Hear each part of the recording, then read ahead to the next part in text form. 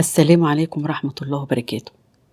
عروسة كانت بترقص ليلة فرحها، وبعد 4 أيام بس بقت جثة على سرير مستشفى ب21 طعنة.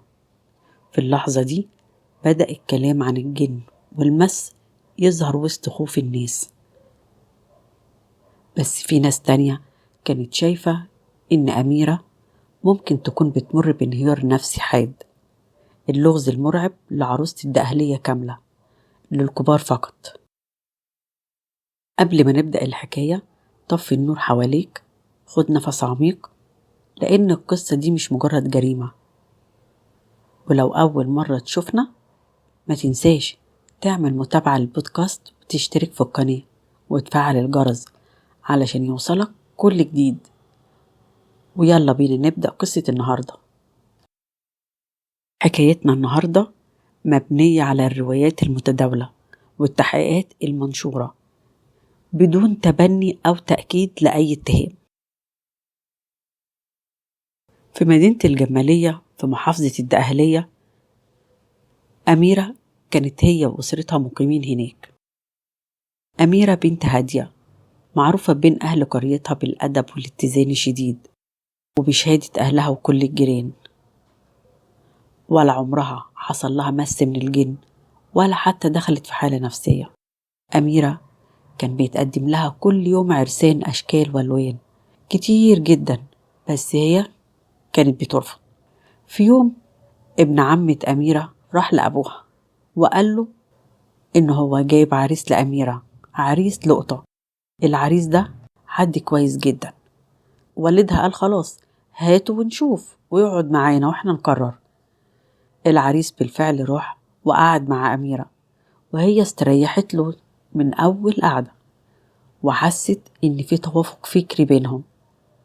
وعلى الرغم إن أميرة بيتقدم لها عرسان كتير، بس سبحان الله هي ارتاحت للشخص ده. طب هو مين العريس ده؟ اسمه أحمد إبراهيم العشري، شاب عنده 25 سنة، عايش في مدينة الجمالية التابعة لمحافظة الدقهلية، نفس المدينة اللي عايشة فيها أميرة وعيلتها. عنده شقة كبيرة جدا وموجودة في بيت أهله. حالته المادية ميسورة جدا. هو عنده مصنع ملابس، يعني عريس لقطة. من الآخر كده صعب إن هو يترفض. أميرة في قعدة التعارف مع أحمد قال لها جملة بس عدت ومرت مرور الكرام. قال لها إن هو كان متجوز قبل كده ومنفصل. طب انفصلتي ليه؟ طب إيه السبب وليه وفين؟ كان هو وأهله بيكتفوا بالرد ما حصلش نصيب. وبالفعل تمت الخطوبة وكل حاجة كانت تمام. ما عداش على الخطوبة غير شهر واحد بس، أهل أميرة اتفاجئوا بإن أهل أحمد جايين يطلبوا منهم استعجال الجواز، بيستعجلوهم وعاوزينهم يتجوزوا في أسرع وقت. أهل أميرة قالوا ليه كده؟ لسه بدري، لسه متعرفوش ببعض. هو في خطوبة تقعد شهر واحد بس؟ لازم الولاد يتعرفوا على بعض أكتر. أبو أميرة كان رافض ومش عاجبه الاستعجال ده خالص، بس قالوا له خير البر عاجله، وهو الولاد مستريحين لبعض، ربنا يساعده. بعد ضغط كبير وافق أبو أميرة وقال لهم لازم أميرة هي كمان توافق. كان بيتهرب بطريقة شيك شوية، كان عنده أمل إن أميرة تطلب تأجيل الجواز. في نفس الوقت ده أهل أميرة اتفاجئوا إن أحمد خطيب بنتهم دخل السجن، هيتحبس لمدة شهر. هو ليه هيتحبس؟ وإيه اللي حصل عشان يتحبس؟ كان بسبب خناقة بسيطة مع واحد من الشباب. في الوقت ده أبو أميرة اعتبر إن اللي حصل علامة علشان الجوازة دي ما تتمش، وقال لأميرة الكلام ده. بس أميرة ما رضيتش إن هي تتخلى عن أحمد ولا حتى تفركش الخطوبة. فضلت مصرة إنها تتمسك بيه. أهل أحمد وأميرة حددوا ميعاد الفرح وقالوا بعد أحمد ما يخرج من السجن ب3 أيام بالظبط، لحد ما جه يوم الفرح. كان يوم 16 أكتوبر سنة 2021.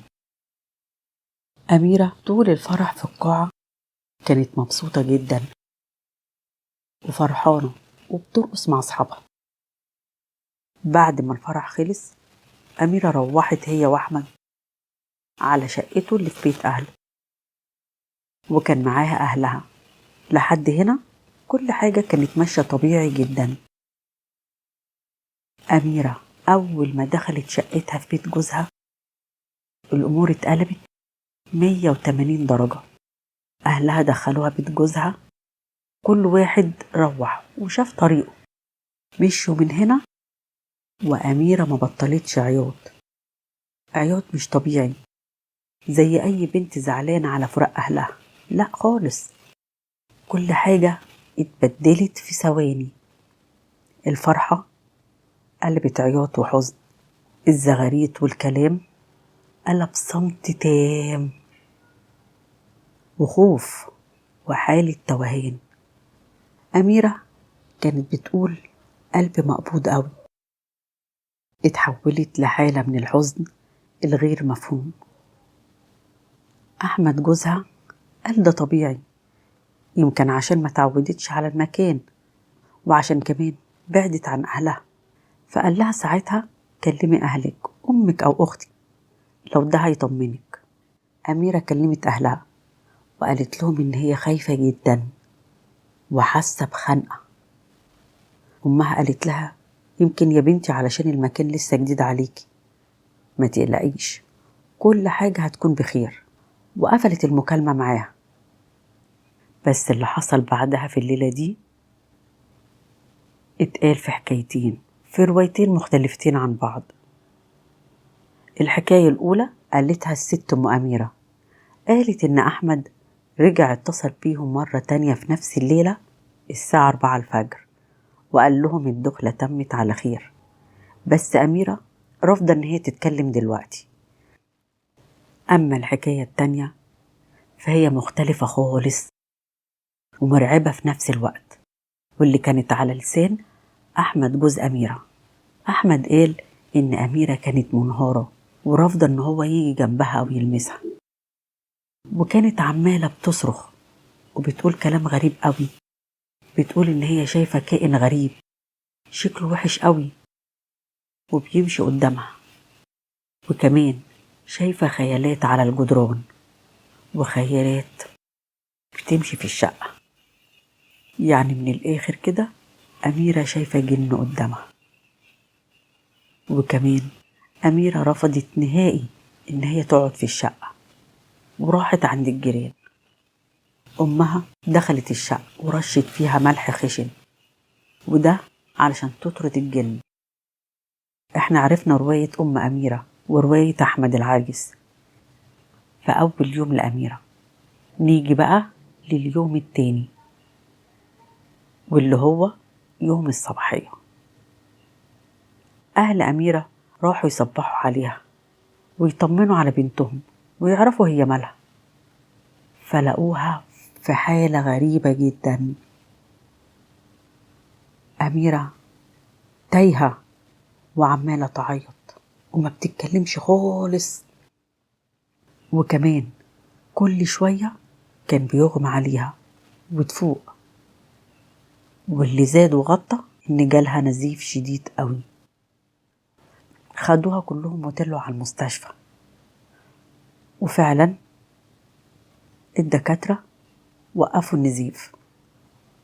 وبعد ما خلصوا في المستشفى أخدوا أميرة علشان يرجعوها بيت جوزها، بس أميرة ما كانتش عايزة ترجع. بمعنى تاني كانت خايفة إن هي ترجع، وكمان خايفة إن هي تحكي لأهلها. ساعتها حاولوا إنهم يطمنوها ويهدوها، وبالفعل رجعوها على بيت جوزها، ويا ريتهم ما رجعوها من الأساس. تاني يوم الفرح يوم الصباحية عدى على كده. اليوم التالت كان الأسوأ. أميرة بقت تشوف خيالات وكيانات مخيفة في البيت، محدش فاهم ايه ده. أحمد وقتها بدأ يفسر اللي بيحصل بطريقته، وقال يمكن يكون فيها مس أو معمول لها حاجة، خصوصا بعد كلامها عن الخيالات والكائنات اللي كانت بتشوفها، وده اللي بيخليها تشوف الكائنات دي. قال أنا هاخدها للشيخ يشوف في ايه، وكل ده على حسب كلام أحمد. المهم فعلا أخدها وراحوا لشيخ كبير، وبعد ما طلعوا من عند الشيخ أميرة طلبت من أحمد إنهم يروحوا لبيت أهلها، ما يروحوش على بيتهم. أميرة أول ما دخلت بيت أهلها جريت على أوضتها وهي عمالة تعيط. أحمد قعد شوية كده وقال لهم أنا اضطريت أوديها للشيخ قبل ما أجي عندكم، وده لأنها مش طبيعية. وبعد ما قعد شوية وخد قعدته قال لهم يلا أنا همشي، اندهولي أميرة من جوه. أميرة في اللحظة دي كانت عمالة تعيط وتكرر جملة واحدة بس: أنا ضعت، أنا خلاص ضعت. ضاعت؟ إزاي؟ وليه؟ محدش من أهلها كان فاهم أي حاجة. وكمان قالت لأختها كلمة غريبة قوي، قالت أنا خايفة من اللي هيحصل بعد كده، وكأنها كانت حاسة باللي هيحصل لها. أهل أميرة ساعتها ما كانوش فاهمين هي بتقول كده ليه، وإيه هو اللي هيحصل لها. وكل اللي أحمد قاله حالتها النفسية سيئة، يمكن بسبب تغيير المكان. أميرة محتاجة شيخ قوي وهي هتبقى زي الفل. أخد أميرة ومشي وراح على شقته. وجينا لليوم الرابع، يوم النهاية. في بداية اليوم أخت أميرة اتصلت بيها علشان تطمن على أميرة، فاتفاجئت إن أميرة بتقول لها كلام غريب قوي، كلام مش مفهوم، ودخلت في حالة هلوسة. ومرة واحدة خط التليفون قفل. أخت أميرة رجعت واتصلت عليها مرة تانية، فعلا الخط فتح، بس اللي رد المرة دي مش أميرة، كان أحمد جوزها. هو اللي رد وقال لها أختك ما بقتش طبيعية خالص، أنا دلوقتي هروح أجيب لها شيخ قوي واجيبه واجي البيت. يا دوبك عدى كام ساعة في نفس اليوم ده أهل أميرة لقوا اتصال من أحمد وبيقول لهم أميرة خلصت على نفسها. الخبر نزل على أهل أميرة زي الصعقة، وبقى كل واحد منهم يجري علشان يشوفوا بنتهم حصل لها إيه. ده رابع يوم فرحها، وبعدين أميرة تعمل في نفسها كده؟ إزاي؟ دي قلبها خفيف وحنين قوي، دي ما تقدرش تأذي قطة حتى، إزاي تموت نفسها؟ المهم وصلوا أهل أميرة واللي لقوا بنتهم ساعتها في مستشفى طوارئ المنصورة. الحمد لله كانت لسه عايشة، بس في حالة حرجة قوي. ولما سألوا أحمد على اللي حصل قال أنا رحت أجيب شيخ وسبت أميرة في الشقة لوحدها، ولما رجعت أنا والشيخ اتفاجئت بيها واقعة على الأرض وغرقانة في دمها، كانت بين الحياة والموت. انهار ونقلها بسرعة للمستشفى عشان ينقذها من الموت.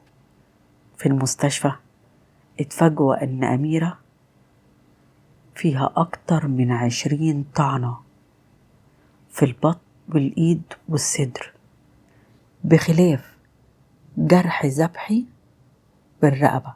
تقرير المستشفى قال إن جسم أميرة كان فيه حوالي 21 طعنة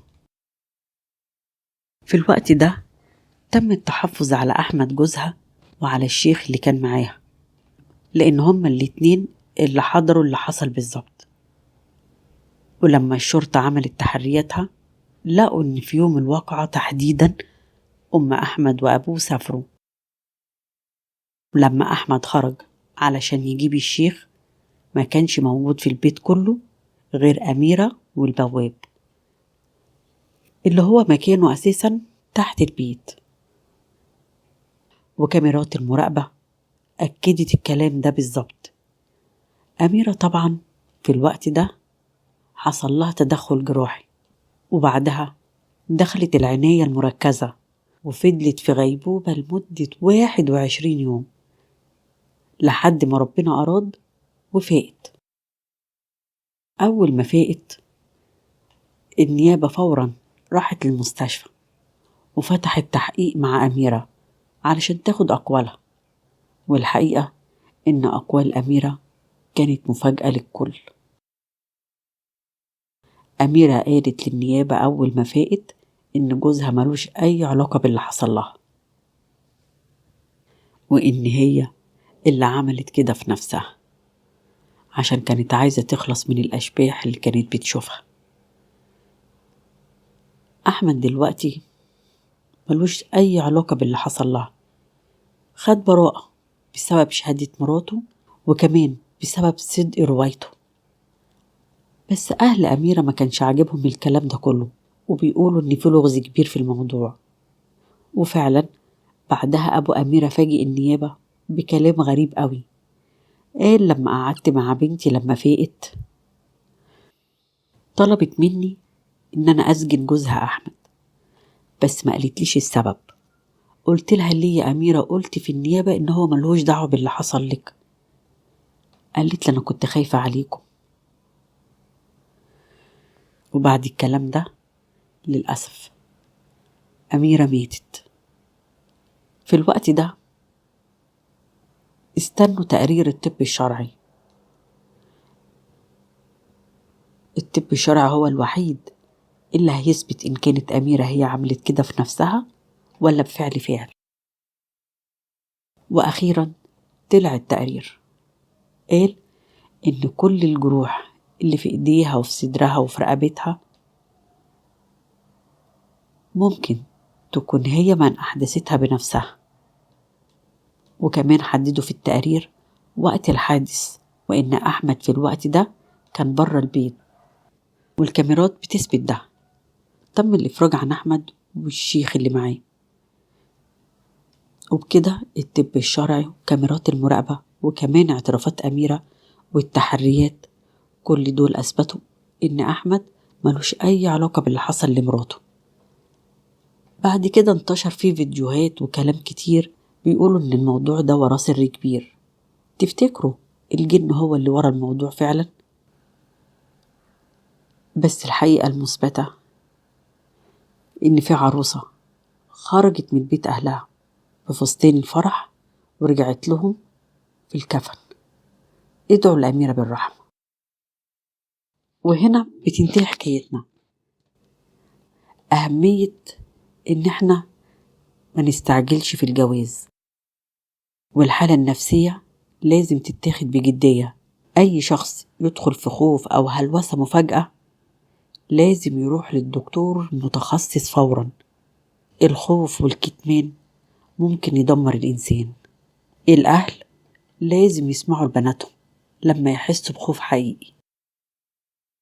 احنا بنأكد على إن القصة دي مبنية على الروايات المتداولة والتحقيقات المنشورة بدون تبني أو تأكيد لأي اتهام.